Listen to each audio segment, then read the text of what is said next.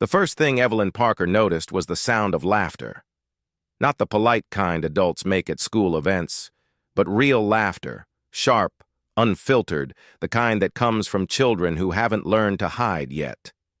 She stood at the edge of the Manhattan Community Center gym, one hand wrapped around a paper cup of lukewarm coffee, watching her 12-year-old son, Leo, sprint across the floor with another child she'd never seen before. They moved like they'd known each other forever. Leo skidded to a stop, breathless, and threw an arm around the other kid's shoulders. The boy laughed so hard he nearly fell. For a brief, fragile moment, Evelyn felt something she hadn't allowed herself to feel in years: relief. Her son looked happy, truly happy. And lately, that had been rare. Then she felt it, that quiet pressure in her chest. The instinct she'd learned to trust after 12 years of surviving alone. She looked up. Across the gym, near the sign-in table, a man had just stepped inside. Tall, well-dressed, confident in the way only someone who had never worried about being dismissed could be. His hair was darker now, touched with gray at the temples, but his posture was the same, straight, certain, as if the room owed him space. Evelyn's breath caught. Julian Wright, her ex-husband. 12 years collapsed into a single second. The noise of the gym faded as memory rushed in. Hospital lights, legal papers, a locked phone, the sound of a door closing while she held a newborn and begged someone to stay. Her fingers tightened around the coffee cup until the lid bent. Julian smiled at someone nearby, completely at ease. He looked like a man whose life had worked out exactly as planned. And then his eyes landed on Leo. Evelyn watched the change happen, the sharp focus, the calculation. Julian didn't look confused. He didn't look surprised. He looked confirmed. Her stomach dropped. Before she could move, Leo jogged over, face flushed with excitement. "Mom," he said, tugging at her sleeve, "this is Ivy's dad. He's here to pick her up. And guess what? Ivy and I are on the same team next week." Evelyn followed her son's pointing finger. A girl with dark braids stood beside Julian, her expression open, curious. She waved shyly. Julian stepped closer. "Evelyn," he said smoothly, like he'd practiced saying her name in front of a mirror. "It's been a long time."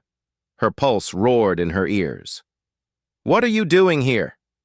Julian glanced down at Leo, then back at her. "Funny how life works," he said. "Our kids find each other, even when we try so hard to move on." She searched his face for something: guilt, hesitation, regret. There was none. Only that same calm control that had once convinced everyone she was the unstable one. Julian leaned in slightly, lowering his voice so only she could hear. "I always wondered when you'd stop hiding," he murmured. "I just didn't expect it to be like this." And in that moment, Evelyn realized this meeting wasn't an accident at all. That night, Evelyn Parker didn't sleep. The city outside her apartment never really went quiet, but she usually found comfort in its rhythm. The distant sirens, the low hum of traffic, the muted footsteps in the hallway. Tonight, every sound felt like an accusation. She lay on her narrow bed, staring at the ceiling, replaying Julian's voice again and again, the way he'd said her name like it still belonged to him. She rose before dawn, careful not to wake Leo. The kitchen light flickered on, revealing the small, practical space she'd built her life around. A second-hand dining table, a chipped mug, stacks of school forms and medical bills tucked neatly into a folder she pretended not to dread. This was the life she'd held together for 12 years, piece by piece, without anyone's applause. At 6:30, her phone buzzed. A message from the school district. "Please confirm availability for schedule review. Concerns have been raised regarding parental stability." Evelyn's hands went cold. She read it twice, then a third time, as if the words might change. They didn't. Her chest tightened, that familiar pressure she'd learned to breathe through. Julian had wasted no time. He never did. She packed Leo's lunch in silence, slipping a handwritten note inside like she always did. "You've got this. Love, Mom." When he came into the kitchen, hair messy, eyes still soft with sleep, she smiled the way mothers do when they're hiding a storm. "Big day?" he asked. She nodded. Always. After dropping Leo off, Evelyn took the subway downtown, her reflection staring back at her from the darkened window. She looked older than 39, not because of wrinkles, but because life had carved itself into her posture. She carried responsibility the way some people carried handbags, always there, never set down. At the school where she worked part-time as a counselor, whispers followed her, not loud enough to confront, just enough to notice. A colleague avoided eye contact. Another offered a tight smile that said, "I heard something." By noon, her supervisor called her in. "We just need to be cautious," the woman said gently, fingers folded over a pristine notepad. "With your history?" Evelyn swallowed. "My history?" "Your divorce, the custody situation. We want to make sure nothing disruptive affects the students." Disruptive. The word burned. She nodded, because that's what she'd learned to do. She left the office with fewer hours on next month's schedule and the familiar ache of being punished for something she'd never actually done.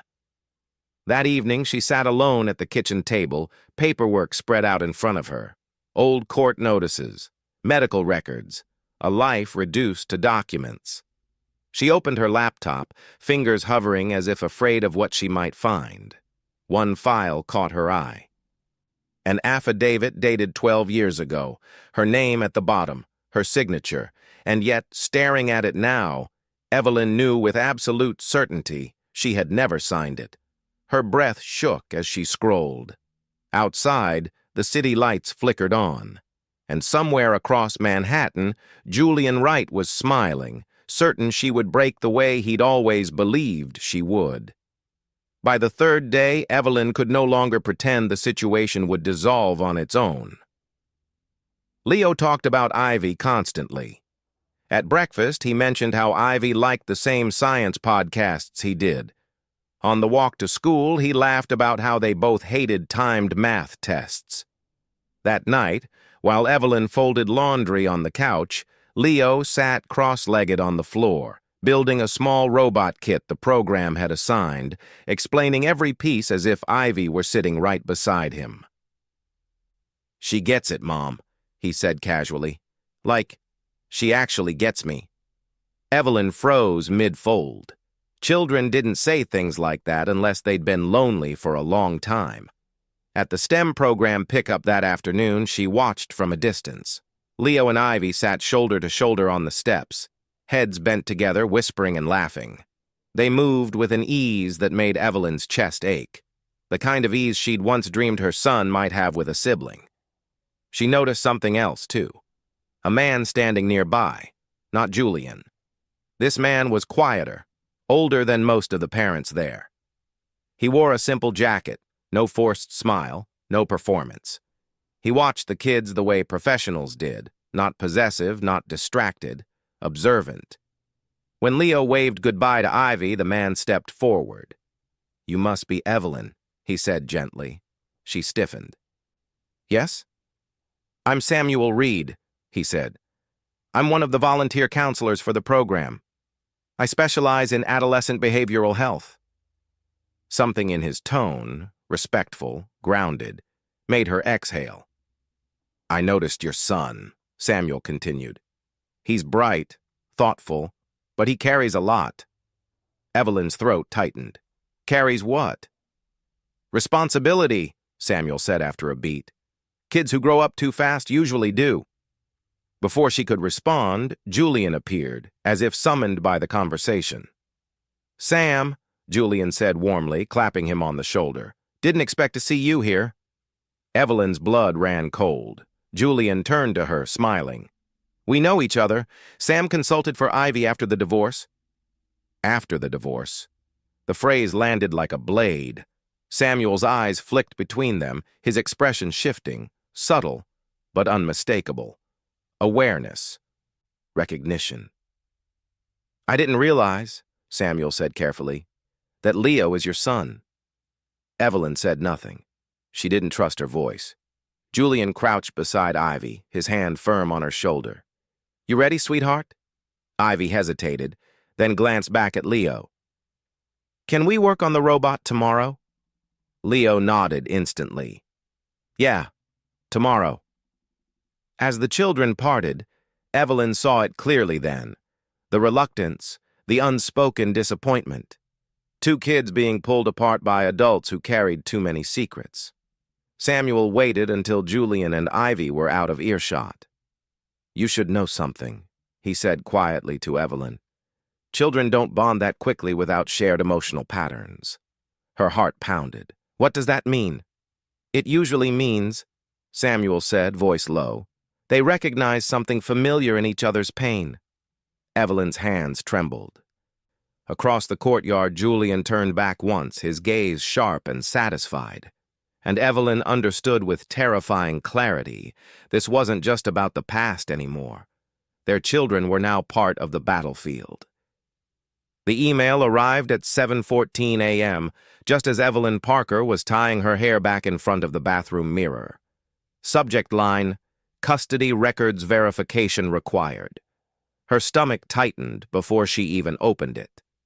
12 years of experience had taught her one cruel lesson. Nothing with Julian Wright's shadow attached ever came without a cost. She sat on the edge of the bed, laptop balanced on her knees, and clicked. The message was polite, professional, almost kind. The school district, it said, was conducting a routine review due to overlapping enrollment records connected to Leo Parker and Ivy Wright. For compliance purposes, they required confirmation of past custody arrangements. Attached was a PDF. Evelyn stared at the file name for a long moment before opening it. Affidavit of Parental Abandonment. The words blurred, then sharpened, as if her eyes were arguing with her brain. She scrolled slowly, her breath shallow. Dates, legal language, phrases she'd never used, claims she'd never made. And then, there it was, her full name typed neatly at the bottom. Evelyn Parker. Below it, a signature. Her signature. Her hands began to shake. "No," she whispered. "No, no, no." She zoomed in, studying the curves of the letters. It looked right at first glance, the slant, the spacing. But something was wrong, subtle, almost invisible to anyone who hadn't written that name 1,000 times on school forms, medical charts, and late-night notes to herself. The pressure was off. The stroke too confident. This wasn't hers. A cold wave of memory crashed over her. Hospital lights too bright. Leo crying in the bassinet. Julian standing too close, telling her she was exhausted, telling her to trust him, telling her he'd handle everything. She slammed the laptop shut.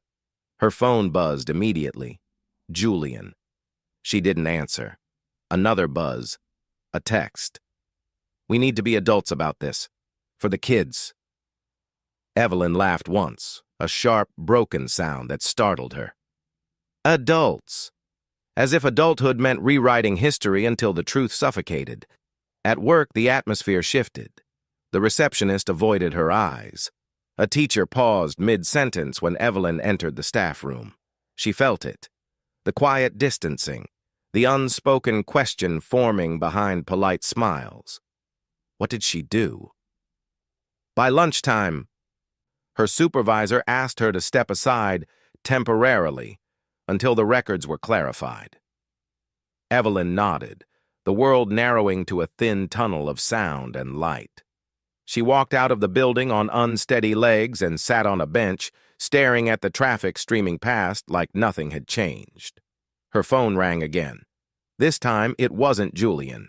It was Hannah Moore. "I saw the filing," Hannah said without preamble. "Julian submitted it 12 years ago. It's been sitting there, uncontested." Evelyn's voice barely worked. "But it's fake." "I know," Hannah said quietly. And that's the problem. If he planted this back then, he's been waiting a long time to use it. Evelyn closed her eyes. Across the city, children were laughing, schools were buzzing, life was moving forward. And a single piece of paper was threatening to erase everything she had survived to build. Leo asked the question that night. Evelyn had been bracing herself for it all evening without knowing it. She moved through the apartment on autopilot, reheating leftovers, rinsing dishes that were already clean, straightening stacks of paper that didn't need straightening, anything to avoid sitting still long enough for her thoughts to catch up. Leo finished his homework at the kitchen table, unusually quiet. No humming, no tapping his pencil. When she glanced over, she noticed his shoulders were tense, his eyes fixed on a single line in his notebook as if it might accuse him of something. "You okay?" she asked gently. He nodded too fast. "Yeah." They ate in silence. Outside, the glow of passing headlights slid across the wall, disappearing as quickly as it came. Evelyn washed the dishes, listening for any change in Leo's breathing, any signal she'd learned to recognize as the start of a storm. It came when she least expected it. "Mom," Leo said suddenly, his voice small but steady. "Did you ever leave Dad?" The plate slipped in her hands and clattered into the sink. She turned slowly. Leo wasn't looking at her. His eyes were fixed on the table, his fingers tracing the wood grain over and over like he was trying to erase something. "Why would you ask that?" she said, already knowing the answer. He swallowed. "Some kid at the program said his mom heard that you walked out, that Dad tried to stop you." The room felt too tight, too close. Evelyn crossed the space between them and knelt beside his chair. "Leo," she said carefully, "who told you that?" He hesitated. Ivy didn't say it.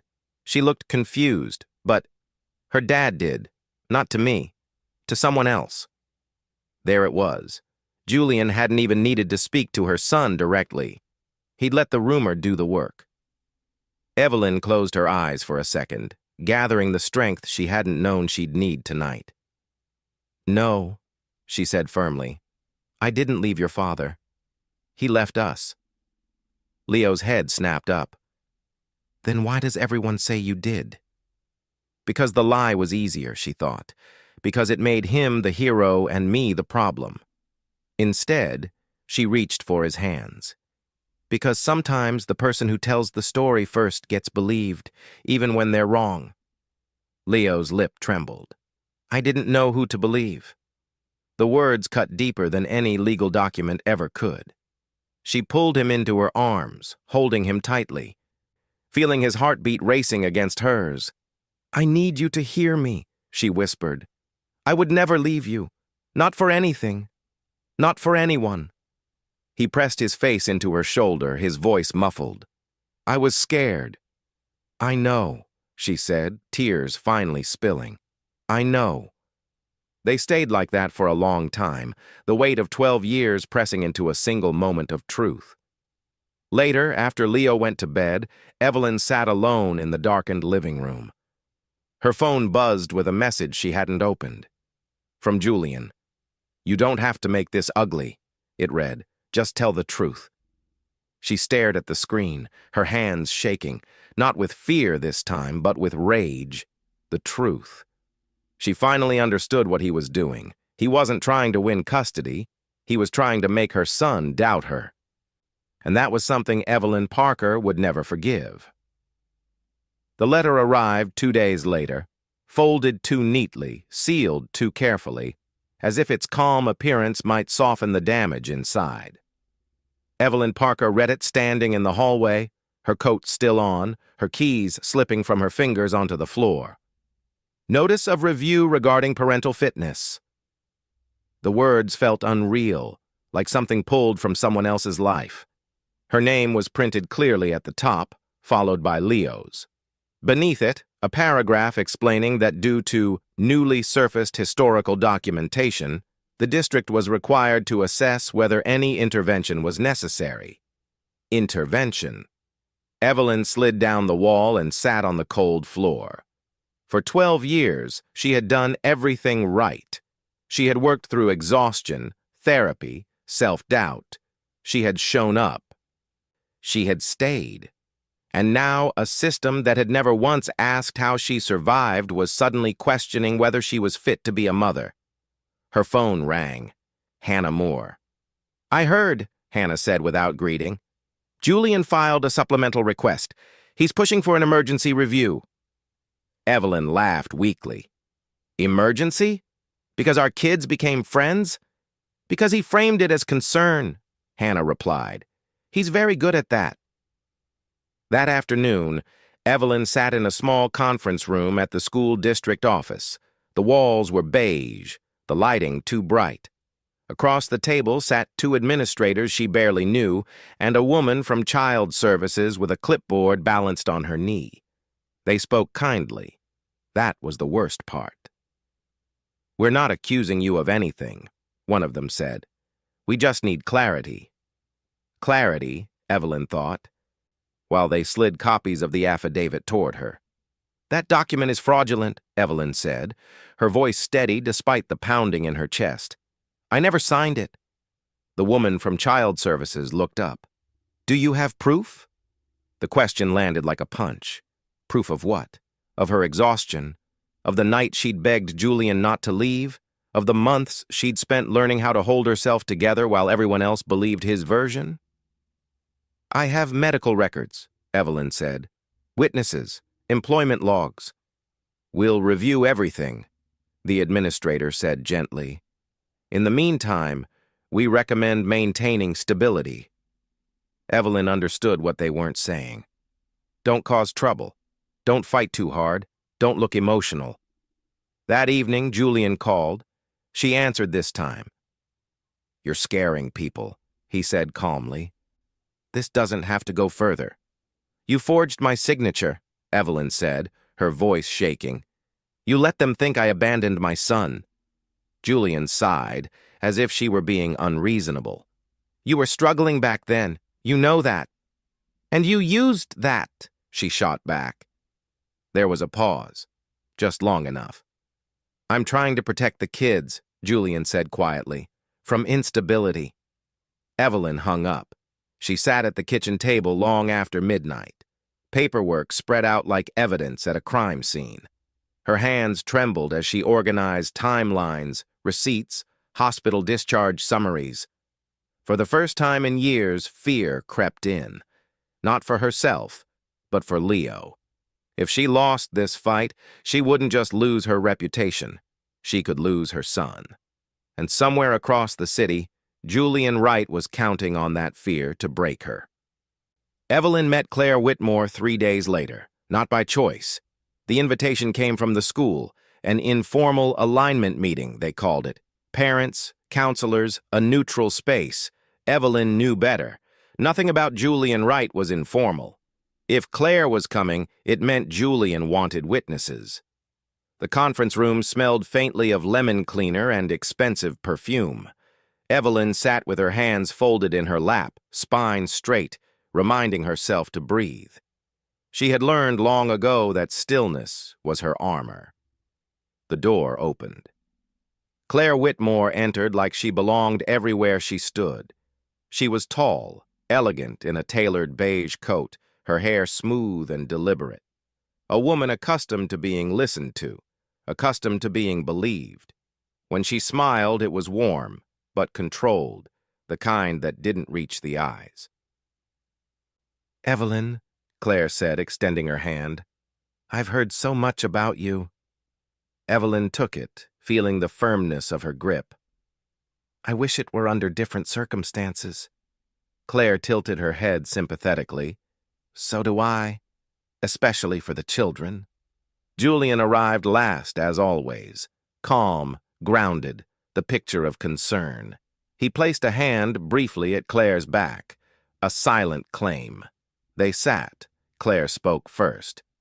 "I want to be very clear," she said gently, looking around the room. I don't see Evelyn as a villain. Life is complicated. Women struggle, especially after childbirth. Julian has always said that. Evelyn's jaw tightened.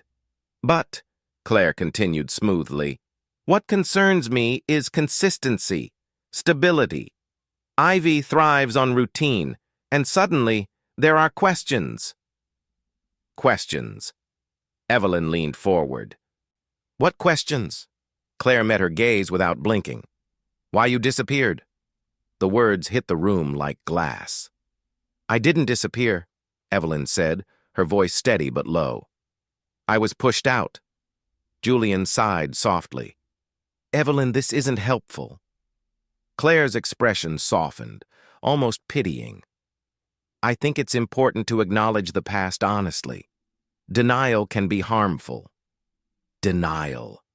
Evelyn felt heat rise in her chest. You're talking about documents you've never seen, about a woman you didn't know 12 years ago. Claire smiled sadly. Julian showed me everything. Everything. The counselor cleared her throat, attempting balance. Perhaps we should focus on the present. Yes, Claire agreed quickly. The present, where two children are forming an intense bond, and we don't fully understand the emotional environment on both sides. Evelyn understood exactly what Claire was doing. She wasn't attacking. She was framing, making Evelyn sound fragile, unreliable, a risk. Claire turned to her then, voice low and earnest. If you ever felt overwhelmed back then, it's okay to admit it. It doesn't make you a bad mother. But pretending it didn't happen might. Evelyn's hands trembled beneath the table. She looked at Julian. He didn't stop Claire. He didn't correct her. He watched. And in that moment, something inside Evelyn shifted. Claire wasn't just repeating Julian's story. She believed it, or worse, she needed it to be true. As the meeting ended, Claire gathered her things, pausing beside Evelyn. For what it's worth, she said quietly, I hope this resolves peacefully. Evelyn looked up at her. So do I, she replied, because the truth always does. Claire hesitated, just for a second, and Evelyn saw it, the flicker of doubt that would later change everything. The first witness appeared on a Thursday morning, introduced so casually it almost worked. Evelyn was at home organizing medical records when Hannah Moore called. Her voice was tight, professional in a way that meant trouble. Julian submitted a sworn statement this morning, she said. He attached a witness declaration. Evelyn closed her eyes. From who? A former neighbor. Daniel Kruger, lived 2 floors below you 12 years ago. Evelyn's pulse spiked. The name rang faintly familiar, like a half-remembered sound from another life. She pictured the old apartment building, the narrow hallway, the flickering lights, the smell of cleaning solution that never quite covered mildew. I barely spoke to anyone back then, Evelyn said. That's what concerns me, Hannah replied. He claims he saw you leave, says you packed a suitcase and walked out while Julian begged you to stay. The words landed with surgical precision. Not dramatic, not cruel, just specific enough to sound real. By the afternoon, the declaration was already circulating. Not publicly, but in the quiet places that mattered. The school administration, the child services liaison, a counselor who suddenly wanted clarification. Evelyn felt herself shrinking inside a story she hadn't written. The statement was detailed, too detailed. It mentioned weather, time, even what she'd supposedly been wearing. She stared at the PDF, her hands cold. I don't own that coat, she whispered. That evening, Hannah came over. They spread documents across the kitchen table, timelines overlapping like mismatched transparencies. Here, Hannah said, tapping a date. He says you left on November 14th. Evelyn frowned. That's impossible. Why? Because Leo was still in the NICU that week. I never left the hospital. Hannah's eyes sharpened. You're sure? Evelyn stood and crossed to a cabinet, pulling out an old folder. She flipped through discharge summaries, visitation logs, wristband receipts. Then she found it. A hospital badge, time-stamped November 14th, 11:43 p.m. Her name, her photo. She'd been there all night. Hannah smiled grimly. Good, that's one crack. But Julian wasn't done.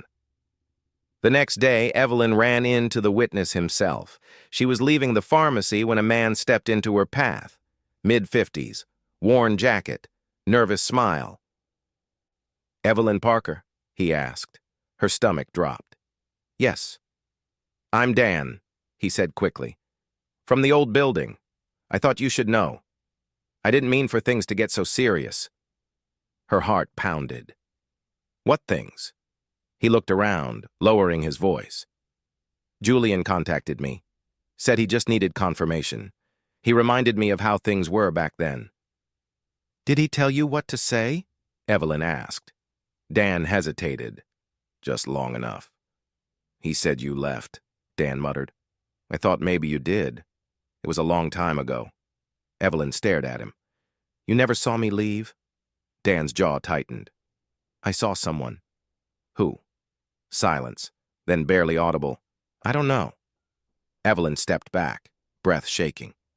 You testified under oath. Dan rubbed his face. I needed the money. Everything clicked. The witness, the timing, the confidence. Julian hadn't just rewritten history, he'd rented it, and for the first time since this nightmare began, Evelyn felt something shift. Not fear, but certainty. Because liars always forget one thing: the truth leaves a trail. By the following week, Evelyn Parker stopped reacting. It wasn't a conscious decision. It happened quietly, the way exhaustion sometimes hardens into clarity.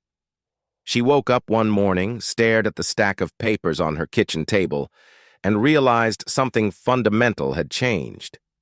Julian was no longer ahead of her. He was just louder. Evelyn met Hannah Moore in a small midtown office that afternoon, the kind with frosted glass and neutral art meant to keep emotions out of the room. Hannah laid everything out in clean rows: the affidavit, the witness statement, the hospital logs, the building access records. Julian's strategy is pressure, Hannah said. He's betting you'll collapse before the inconsistencies matter. Evelyn nodded slowly. Then we stopped playing defense. Hannah looked up. What are you thinking? I want everything, Evelyn said. Every file he touched, every email, every submission he's made in the last 12 years. Hannah's expression shifted, from caution to something sharper. That opens doors, she said, but it also escalates. So be it. That same evening, Julian made his move. Evelyn learned about it through Leo. They asked me questions today, Leo said quietly as they sat on his bed. At school. About you.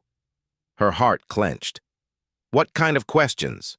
If you ever forgot to pick me up, if you got sad a lot, if I ever felt scared. Evelyn closed her eyes. Julian had crossed a line. They said they were just checking, Leo added, but it didn't feel like that. Evelyn took his hands. You didn't do anything wrong, she said firmly, and you don't have to answer anything without me there. Ever. After Leo fell asleep, Evelyn sat in the dark, her phone glowing in her hands. There was a message waiting, from Claire Whitmore. We need to talk. Alone. Evelyn stared at the screen for a long moment before replying. Tomorrow. Public place. They met at a quiet cafe near the river, late morning. Claire arrived dressed simply this time. No polished smile, no practiced warmth. She looked tired. I reviewed the affidavit again, Claire said without preamble. And the witness statement. Evelyn waited. There are discrepancies, Claire continued. Dates that don't align. Language Julian doesn't usually use. Evelyn leaned forward. You're just noticing that now? Claire flinched. I trusted him. So did I, Evelyn said softly. Claire hesitated, then reached into her bag. There's something else, An old backup drive. Julian kept it in a locked drawer. I didn't know what it was until recently. She slid it across the table. Evelyn's breath caught. Claire's voice dropped. I think he's done this before. The weight of the moment settled between them. Across the city, Julian Wright was still confident, still smiling, still telling his version of the story to anyone who would listen. He didn't know yet that the narrative he'd controlled for 12 years was beginning to slip, and Evelyn Parker wasn't running anymore. She was coming for the truth. The backup drive sat between them like a confession. Neither woman was ready to speak out loud. Evelyn didn't take it home right away. She didn't trust her hands to stay steady or her thoughts to stay quiet. Instead, she walked the long way back to her apartment, past storefronts and traffic and strangers who had no idea her entire past might be hiding inside a piece of plastic small enough to fit in her palm. That night, after Leo fell asleep, Evelyn finally plugged the drive into her laptop. Folders opened slowly, as if resisting. Dates, names, scans, old email chains, financial spreadsheets, and then a folder labeled simply Medical E. Her breath caught. Inside were documents she had never seen before, hospital discharge summaries, consultation notes, medication records. She scrolled, heart pounding, until one line stopped her cold. Patient administered sedative due to acute distress. Consent signed by spouse. Spouse. The room tilted. Evelyn pressed her fingers to her temple, and memory came rushing back in broken flashes. Bright lights, a nurse asking her to breathe. Julian's voice, calm and close, telling her everything would be fine if she'd just signed. Telling her she was exhausted, that she couldn't think clearly, that he'd protect the baby. She hadn't remembered the medication. She hadn't remembered the signature, because she hadn't been able to. Evelyn's chest tightened as she scrolled further. The timestamp matched the night Julian claimed she'd walked out. The same night the affidavit was dated. The same night she'd been labeled unstable, unreliable, absent. Her hands shook as she closed the laptop. Across the city, Leo turned in his sleep, unaware that the ground beneath his childhood was finally shifting. The next morning, Claire called. Her voice was different now, stripped of polish. I spoke to Julian last night, she said. I asked him about the medical records. Evelyn said nothing. He told me you were confused back then, Claire continued, that you asked him to handle things. And did you believe him? Evelyn asked quietly. There was a pause. I believed him for years, Claire said. But not anymore. They met again, this time in Claire's car, parked along a quiet street. Claire handed Evelyn a printed page. It's an email Julian sent to himself, she said. 12 years ago. Drafted, edited, then forwarded. He practiced the narrative. Evelyn read the subject line. In case of custody dispute. Something inside her hardened. Julian hadn't reacted in the moment. He had planned. That afternoon, Hannah confirmed what Evelyn already knew. Consent signed under sedation can be challenged, Hannah said, especially if it led to legal consequences. So he drugged me into silence, Evelyn said flatly. He took advantage, Hannah corrected, and that matters. When Evelyn picked Leo up from school, she noticed the way he watched her, closely, carefully, as if measuring something. You okay, Mom? He asked. She smiled, kneeling in front of him. I am now. That night, Julian left her a voicemail. You're digging up things that don't need to be revisited, he warned. Be careful. Evelyn deleted it without listening twice. For 12 years, Julian Wright had counted on her memory being unreliable. He never counted on the records remembering for her. The mediation was scheduled for Monday morning, deliberately early, deliberately formal. Evelyn understood the message the moment Hannah forwarded the notice. Julian wanted control. Fluorescent lights, neutral walls, authority in the room. He wanted her tired, intimidated, and on record. She didn't sleep much the night before. At dawn, she stood in front of the bathroom mirror, smoothing her jacket, practicing the calm expression she'd learned over years of being dismissed. Not defensive, not emotional, steady. Leo was still asleep when she left, his backpack by the door, his trust heavier than any document she carried. The mediation room was smaller than she expected. Beige walls, a long table, bottled water no one touched. Julian was already there when she arrived, seated comfortably beside Claire, his posture relaxed. His hand resting lightly on the table like he owned it. He smiled when he saw her. Not kind, not cruel, confident. "Evelyn," he said, "I'm glad you came." She took her seat without answering. The mediator began with practiced neutrality, outlining goals, reminding everyone they were there, for the children. Julian nodded at all the right moments. Claire kept her eyes on her notepad. Then Julian spoke. "I want to resolve this peacefully," he said, "but Evelyn has been revisiting things that were settled years ago. It's destabilizing." Evelyn felt the word land like a trap. "She's been contacting witnesses," Julian continued, "reframing events. It concerns me."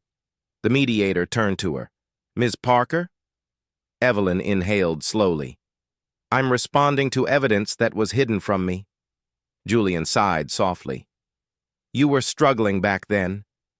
We all knew it. I stepped in." "You took advantage," Evelyn said evenly. Julian leaned back. "This is exactly what I mean." The mediator raised a hand. "Let's stay focused."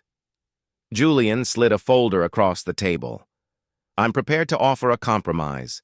Limited contact between the children, supervised at first, until things stabilize." Evelyn's heart pounded. He was asking her to accept his version of the past to protect her son's present.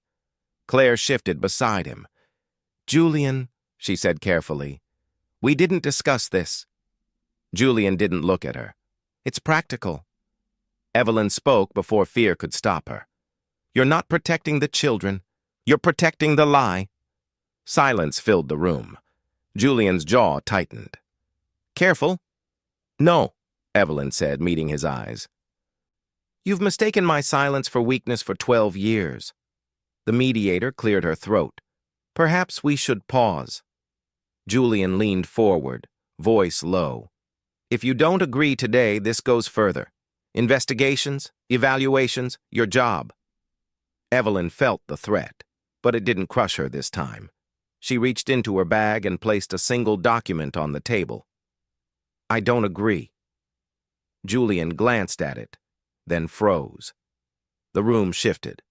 Claire leaned in, reading, her face draining of color. Julian looked up slowly. "Where did you get that?" Evelyn's voice was calm.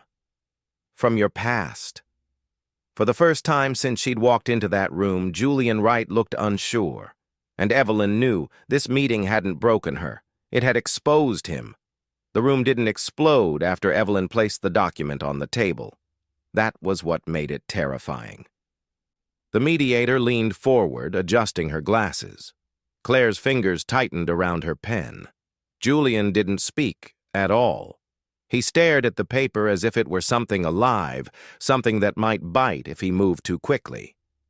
"What is this?" the mediator asked. Evelyn answered calmly. "Medical documentation from the night my son was born. Records that explain why I don't remember signing anything afterward." Julian let out a short laugh. "This is ridiculous. Postpartum stress doesn't erase accountability." "It does when medication is involved," Evelyn replied, "especially when consent is signed under sedation." That finally got him. Julian's head snapped up. "You're saying I drugged you?" "I'm saying you signed for it," Evelyn said evenly. "And you used it." Claire looked between them, confusion flickering into something darker. "Julian," she said quietly, "did you know she was sedated?" Julian exhaled sharply. "She was unstable. The doctors recommended it." "Did they recommend using that moment to file legal documents?" Claire pressed. The mediator raised a hand. Mr. Wright, did you submit the affidavit the same night? Julian hesitated, just for a second. Yes, he said, because things needed to be handled. The silence that followed was suffocating. Evelyn felt her pulse in her ears, but she didn't waver. That night, she said, I couldn't stand without help. I couldn't focus my eyes, and you asked me to sign papers you claimed were temporary. Julian shook his head. You're rewriting history. No, Evelyn said softly. I'm remembering it. She turned to the mediator. There are timestamps, medication logs, a nurse's note indicating spousal consent, and an affidavit dated less than 2 hours later. Claire's face drained of color. You told me she walked out, she whispered. You said she left voluntarily. Julian's voice hardened. I said what made sense. Claire pushed back from the table. For who? The mediator closed her folder slowly. This meeting cannot proceed without further review. Julian stood abruptly. This is turning into a witch hunt. Evelyn rose as well, her voice steady. You made it one the moment you decided my memory was disposable. Claire stared at Julian, really seeing him now. How many times? She asked quietly. How many stories did you rewrite? Julian said nothing. Outside the building, Evelyn's legs finally gave out. She sat on the steps, hands shaking, breath shallow. Hannah knelt beside her. You did exactly what you needed to do, she said. I didn't remember any of it, Evelyn whispered. You weren't meant to, Hannah replied. That was the point. Evelyn closed her eyes, tears spilling freely for the first time, not from fear, but from release. For 12 years, she had been blamed for forgetting. Now she understood. The forgetting had been engineered, and the truth Julian Wright buried that night was finally crawling its way back into the light. Claire Whitmore didn't go home after the mediation. Instead, she sat alone in her car for nearly an hour, staring at the building's glass doors as people came and went, unaware that her marriage had just cracked open. When she finally called Evelyn, her voice was stripped of every layer of composure she'd worn so carefully. I need to show you something, Claire said, and I need you to understand. I didn't know. Not then. Not until now. They met that evening in Hannah Moore's office. No mediator, no polished neutrality, just 3 women and a truth that no longer fit inside a single story. Claire placed a slim laptop on the table. Her hands shook as she opened it. Julian keeps backups, she said. He always has. He calls it being prepared. She pulled up a series of folders, mirrored drives, archived emails, scanned documents. Hannah leaned forward, her expression sharpening with each click. This isn't just about you, Hannah said quietly. Claire nodded.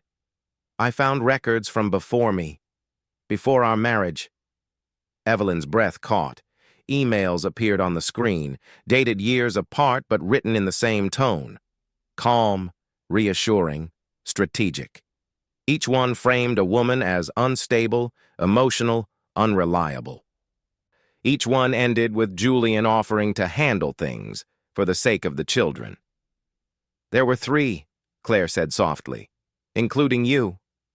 Evelyn sat back, the room spinning. She wasn't the exception. She was the pattern. Hannah scrolled further. Here, she said, pointing. Look at the metadata. Same device, same IP address. He drafted these narratives before the events even happened. Claire swallowed hard. He rehearsed outcomes. Evelyn felt something inside her settle, not relief, not anger, but clarity. For 12 years, she had wondered what flaw in her had made Julian leave, manipulate, erase. Now she saw the truth with brutal simplicity. It had never been about her. Julian entered relationships the way others entered negotiations. Claire closed the laptop and looked at Evelyn. I believed him because it was easier. Because admitting this means admitting who I married. Evelyn met her gaze. And now? Now I choose not to protect him. Hannah leaned back, exhaling slowly. This changes everything. This isn't a custody dispute anymore. This is a history of coercive control. The word hung in the air. Claire nodded. I'll testify. I'll release the files. Whatever it takes. Evelyn felt tears rise, unexpected and sharp. You don't owe me that. Claire shook her head. I owe my daughter the truth. Outside, the city moved on. Taxis honking, lights flashing, lives continuing without pause. But inside that room, something irreversible had happened. Julian Wright's power had depended on isolation, on each woman believing she was alone. Now the pattern was visible, and patterns, once exposed, are impossible to defend. As Evelyn gathered her things, Hannah placed a steady hand on her shoulder. You're not fighting him anymore, she said. You're standing in front of him. Evelyn nodded. For the first time since this nightmare began, she wasn't bracing for the next blow. She was watching the structure he built start to collapse under its own weight. The second mediation wasn't scheduled as a mediation. It was called a procedural review, a phrase so dull it disguised its true purpose. By the time Evelyn walked into the government building that morning, she understood exactly why Julian had agreed to it. He believed the setting itself would protect him. Neutral ground, official titles, process over people. He was wrong. The room was larger this time, with a long table and microphones fixed in place. A representative from Child Services sat at one end, flanked by a legal observer and the same mediator from before. Hannah sat beside Evelyn, her posture relaxed but alert. Claire arrived separately and took a seat across from Julian. Julian didn't look at her. He looked at Evelyn. And for the first time, there was no confidence in his eyes, only calculation stretched thin. The session began calmly. The mediator summarized the findings so far: conflicting affidavits, medical documentation, witness inconsistencies, and newly surfaced digital evidence. Each item landed like a quiet blow. Julian's jaw tightened, his foot tapping beneath the table. When it was his turn to speak, Julian leaned forward, fingers interlaced. "This has gone too far," he said sharply. "What started as concern for my daughter has turned into character assassination." Claire lifted her head. "You mean accountability?" Julian turned to her, incredulous. "You're taking her side now?" "I'm taking the truth side," Claire replied evenly. "Something you've avoided." A murmur rippled through the room. Julian laughed, short and bitter. "You're all overreacting. Evelyn was unstable. That's the truth no one wants to say." Evelyn didn't move. The Child Services representative looked up. "Mr. Wright, do you have any medical qualifications to make that assessment?" Julian hesitated. "I was her husband." "That doesn't grant authority," the woman replied. Julian's voice rose. "I did what anyone would do." "No," Evelyn said quietly, finally speaking. "You did what benefited you." He rounded on her. "You were a risk." The room went still. Claire stood abruptly. "Stop," she said. "Just stop." "Listen to yourself." Julian slammed his hand on the table. "You think you know me?" "I know enough," Claire said, her voice shaking but firm. "I found the files, the drafts, the backups. You didn't react. You planned." Julian froze. The mediator spoke carefully. "Mr. Wright, given this pattern, the board has serious concerns regarding coercive behavior." Julian pushed back from the table, breathing hard. "This is insane." "No," Hannah said calmly. "This is exposure." The room seemed to shrink around him. Julian's mask, the composed father, the reasonable ex-husband, cracked under the weight of his own words. He looked at Evelyn then, not with control, but with fury. "You're destroying everything." Evelyn met his gaze without flinching. "You destroyed it the night you decided my memory was expendable." Silence followed. The mediator closed her folder. This review will escalate to a formal investigation. Julian opened his mouth to protest, then stopped. For the first time, he understood something he'd never planned for. The system he'd manipulated was no longer on his side, and everyone in the room could see it. The call came from an unexpected number. Evelyn was standing at the stove, stirring soup she hadn't tasted in days, when her phone vibrated against the counter. She almost ignored it. Almost. Something made her answer. "Miss Parker?" a woman asked gently. "This is Dr. Renee Lawson. I'm a licensed child psychologist assigned to Ivy Wright." Evelyn's grip tightened around the spoon. "Is something wrong?" "No," Dr. Lawson said carefully. "But something is different. And I believe you need to hear it." They met the next afternoon in a quiet office with soft lighting and shelves lined with children's drawings. Evelyn sat with her hands folded in her lap, heart pounding, as Dr. Lawson reviewed her notes. "Ivy has been experiencing anxiety," she explained. "Nightmares, somatic symptoms. But what concerns me most is her language." Evelyn looked up. "What do you mean?" "She speaks in rehearsed phrases," Dr. Lawson said. "Adult language, legal language, as if she's repeating something she was coached to say." Evelyn's breath caught. Dr. Lawson hesitated, then continued. "Yesterday, Ivy asked me if telling the truth could get her in trouble." The words landed like a weight. "What did you say?" Evelyn whispered. "I told her the truth is meant to keep people safe," Dr. Lawson replied. And then she cried. Dr. Lawson slid a paper across the desk. "She drew this afterward." It was a child's drawing. Simple lines, uneven colors. 2 houses, one with a smiling stick figure family, the other darker, with one figure standing alone. Above it, in careful handwriting, were the words, "Don't say it wrong." Evelyn pressed a hand to her mouth. "Ivy disclosed something important," Dr. Lawson said softly. "She said her father told her what to say about you, that if she didn't, things would get very bad." The room felt too small to hold Evelyn's breath. "She wants to talk," Dr. Lawson continued. "But she's terrified. I'm obligated to report this." Evelyn nodded slowly. "She shouldn't be afraid."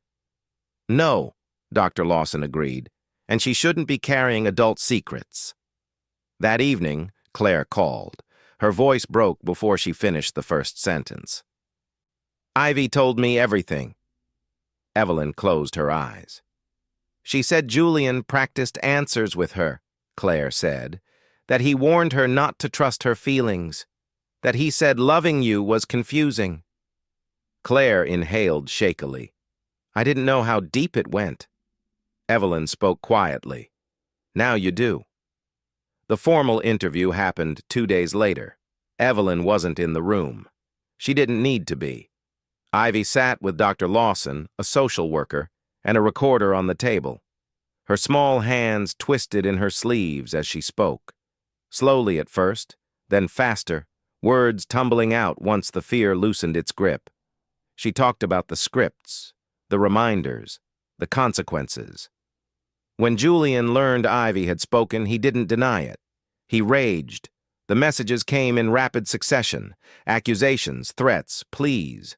Evelyn didn't respond, because this time, it wasn't her word against his. It was a child's truth, and no amount of control could put those words back once they were spoken. As Evelyn tucked Leo into bed that night, he looked up at her with quiet certainty. "You're not losing, are you?" She brushed his hair back gently. "No," she said. "We're being heard." For the first time since this began, the tide didn't just shift. It turned. Julian Wright did not fall apart all at once. That was what surprised Evelyn the most.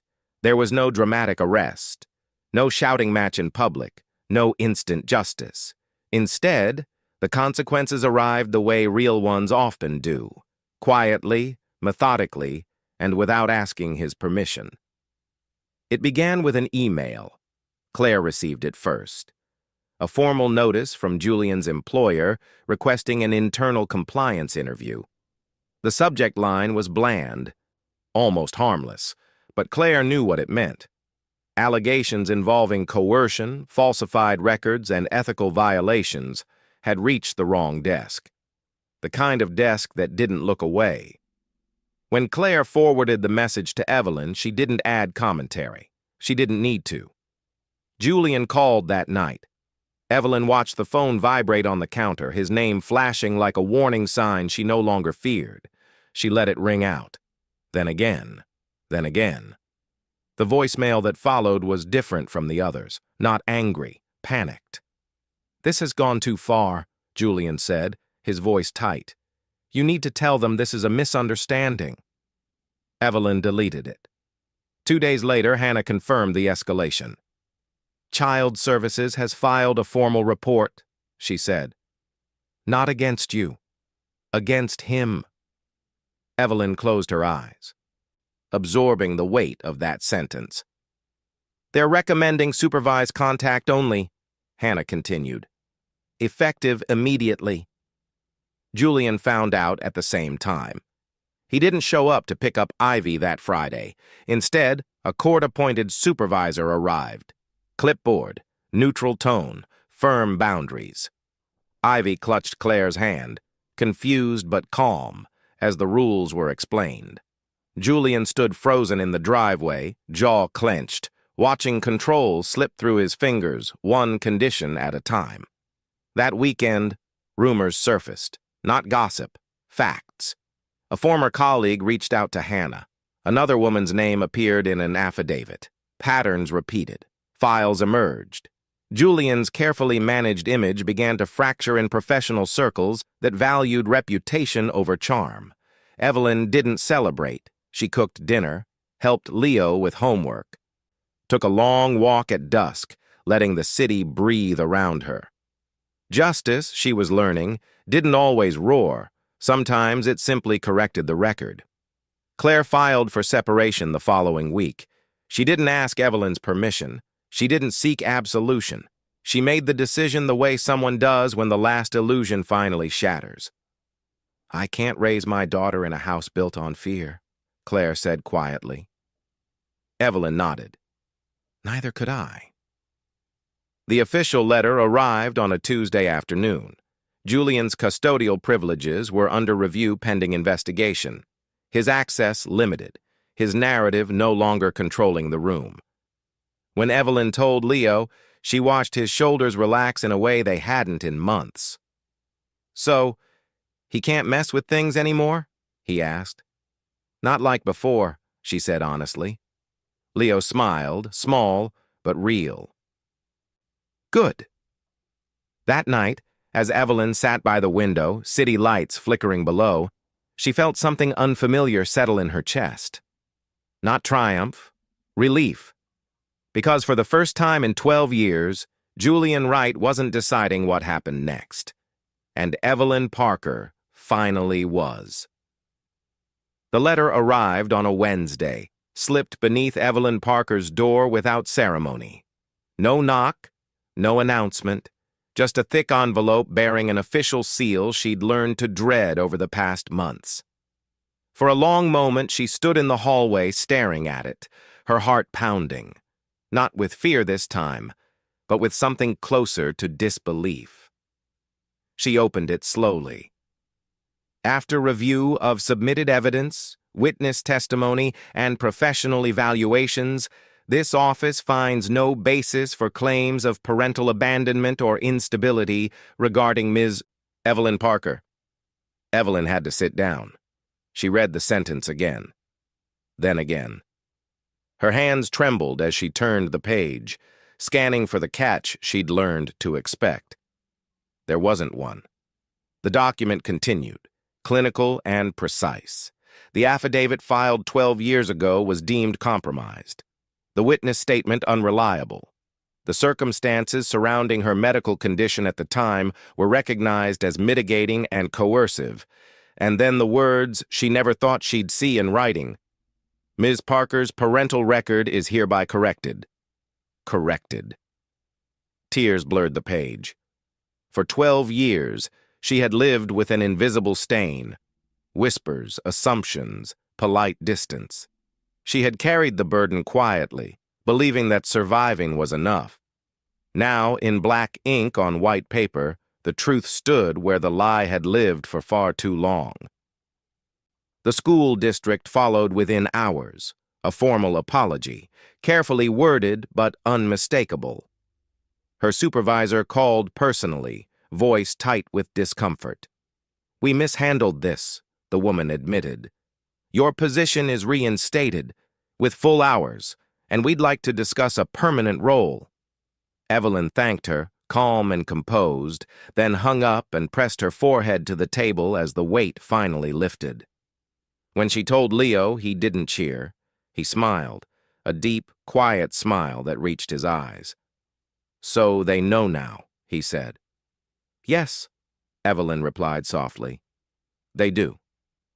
That afternoon, Evelyn walked into the community center gym for the first time without feeling watched. Parents nodded at her, not with pity, not with curiosity, but with recognition. A few offered awkward apologies, others simply moved aside, making space. Across the room, Samuel Reed caught her eye. He didn't rush over. He didn't intrude on the moment. He waited until Leo joined a group of kids, then approached, his expression warm but measured. "I heard," he said gently. Evelyn nodded. "It's over." Samuel smiled. "No, it's been set right." Nearby, Ivy laughed as she kicked a ball toward Leo, the sound light and unburdened. Claire watched from a distance, her posture calmer now, no longer braced for impact. Evelyn felt it then, the shift she hadn't allowed herself to imagine, the future opening in small, careful ways. That night, she framed the letter and placed it on the shelf beside family photos, not as a trophy, but as a reminder. The lie no longer defined her. The truth did. And for the first time since this story began, Evelyn Parker wasn't standing in defense of her past. She was stepping forward into her life. Julian Wright's downfall did not come with a headline. It came with doors quietly closing. Evelyn learned about it the way most real consequences unfold, indirectly, through absences and silences that spoke louder than confrontation ever could. A mutual acquaintance mentioned Julian hadn't been at a recent board meeting. A school administrator casually noted that all future communication would now go through legal channels. Even Claire stopped using his last name when she spoke. The first official notice arrived a week after Evelyn's record was cleared. Julian's employer placed him on indefinite administrative leave pending investigation. Allegations of falsified documentation, coercive behavior, and ethical misconduct were now part of an internal review he couldn't charm his way out of. His carefully curated professional image, the reliable executive, the family man, had been reduced to a liability. When Julian showed up at the supervised visitation center, he looked smaller. Not physically, but stripped of the confidence that had once filled every room he entered. He spoke carefully now, watched closely by a third party with a clipboard, and no interest in his excuses. Ivy sat across from him, polite but distant, her answers short, her body angled away without even realizing it. Julian noticed. For the first time, he couldn't correct the narrative. At home, Evelyn felt the aftershocks in quieter ways. Her phone no longer buzzed with threats, no late-night voicemails, no veiled warnings. Julian had gone silent, not because he was remorseful, but because he had finally run out of leverage. Claire finalized the separation paperwork without drama. "I thought leaving would feel louder," she admitted one afternoon, watching Ivy play in the park. "But it feels clean." Evelyn nodded. That's what honesty does. The legal consequences followed methodically. Julian's request for expanded custody was denied. His past filings were flagged for review. The witness who had testified against Evelyn formally recanted, submitting a sworn statement acknowledging financial coercion. Each development landed like a weight added to a scale that had been tipped in Julian's favor for years. And now, finally, it balanced. Evelyn didn't gloat. She didn't celebrate. She reclaimed. She took Leo out for dinner on a random Tuesday, letting him order dessert without checking the price. She accepted the full-time counseling position offered by the district, a role that trusted her judgment instead of questioning her stability. She slept through the night for the first time in months. One evening, as she and Leo walked home under soft streetlights, he looked up at her and asked, "Is Dad okay?" Evelyn chose her words carefully. "He's facing the consequences of his choices." Leo nodded, processing that. "So, the truth matters." "Yes," she said, "even when it takes a long time." Across the city, Julian Wright sat alone in an apartment that no longer felt like a fortress. His phone was quiet, his calendar empty. The story he'd controlled for 12 years no longer belonged to him. And Evelyn Parker didn't need to look back to know this much was true. He hadn't just lost the case. He had lost the power to define her. Healing didn't arrive as a single moment. It arrived in fragments. In the weeks that followed Julian's collapse, Evelyn Parker began to notice the quiet changes first. The absence of dread when her phone buzzed, the way her shoulders no longer tightened when she walked into school meetings, the simple relief of not rehearsing explanations for a crime she had never committed. On a Sunday morning, she sat at the small kitchen table with Leo, sunlight spilling across their plates as they shared pancakes she'd burned slightly on one side. Leo didn't tease her about it like he used to. He just ate, smiling, comfortable in a way he hadn't been in a long time.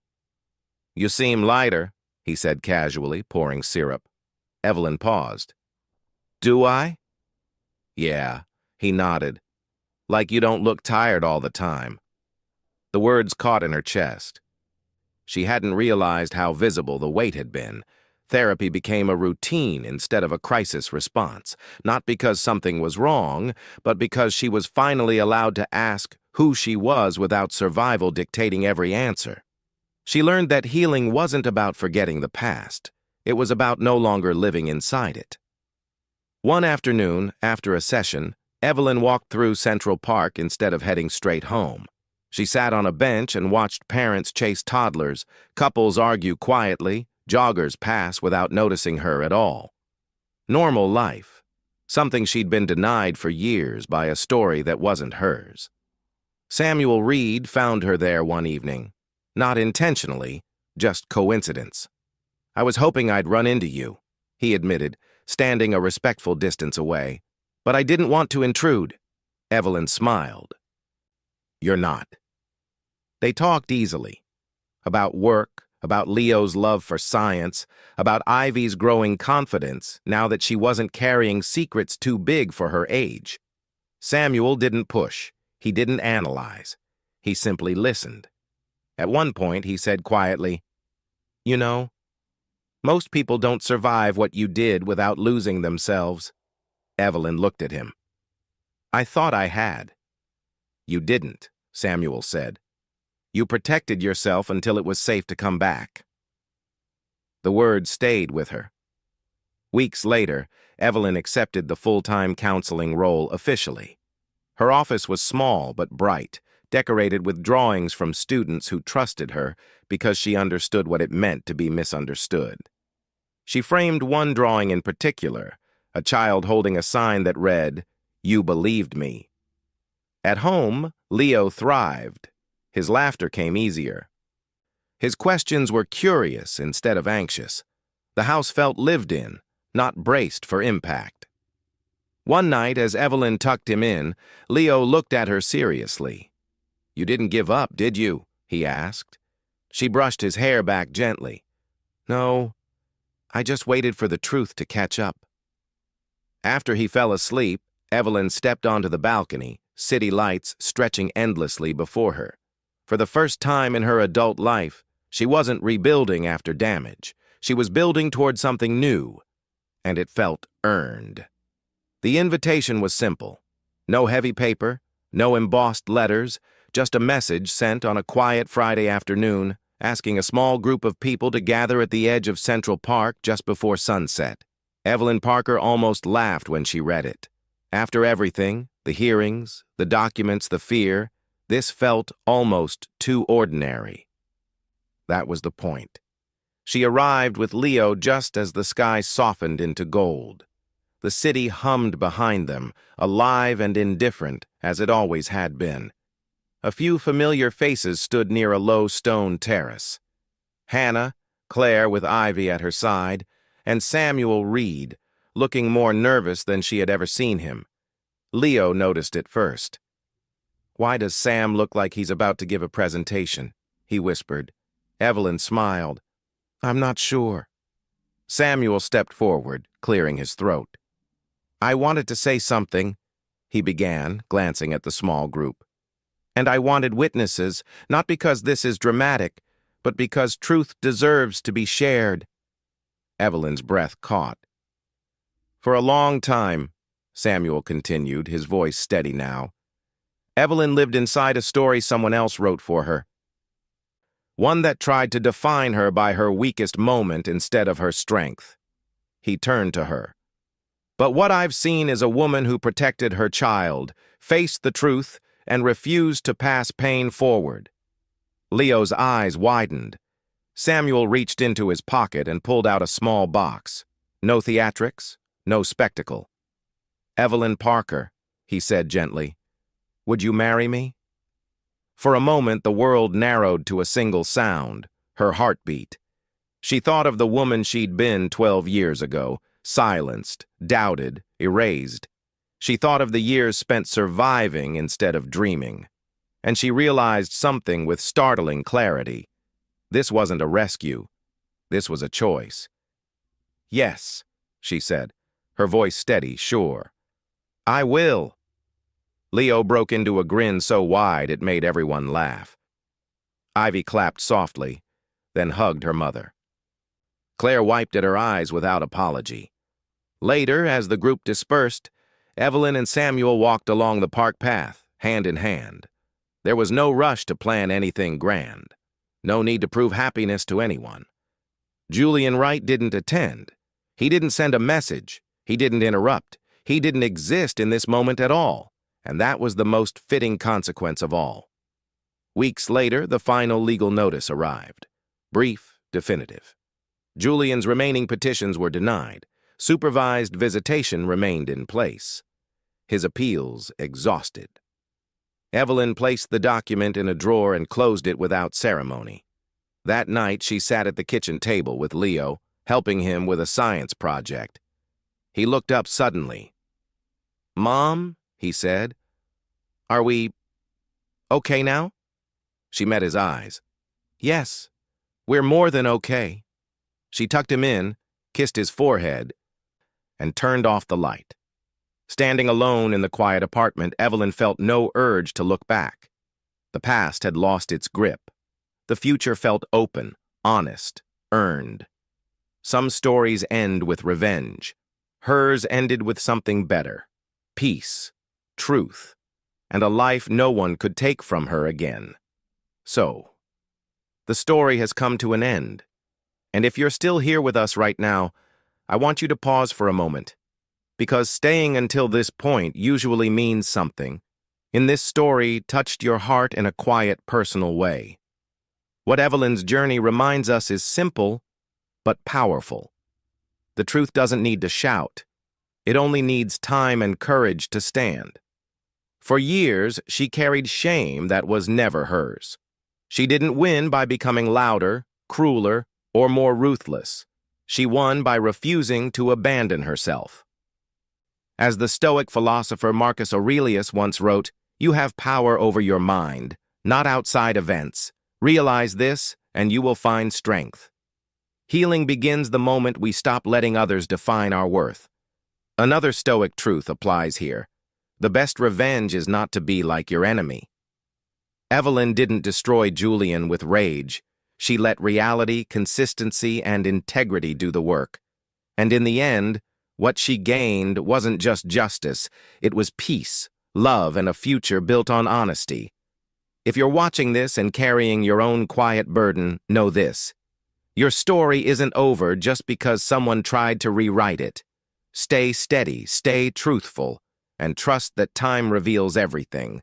If this story resonated with you, please like the video, share it with someone who might need it, and subscribe to the channel. We're grateful you stayed until the end.